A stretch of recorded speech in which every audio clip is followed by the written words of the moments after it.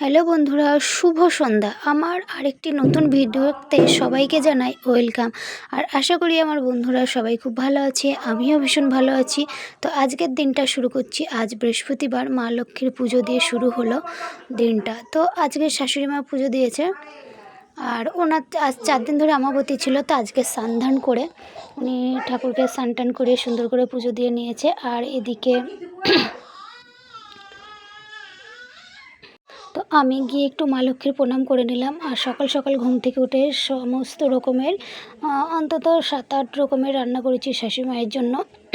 ওনাকে আজকে অনেক রকম পদ খেতে হয়, তো সেটা রান্না করেছি আর বরকে সুন্দর করে পরিবেশন করেছি। তো এরকম কার কার ভালো লাগে এরকমভাবে বরদেরকে পরিবেশন করতে।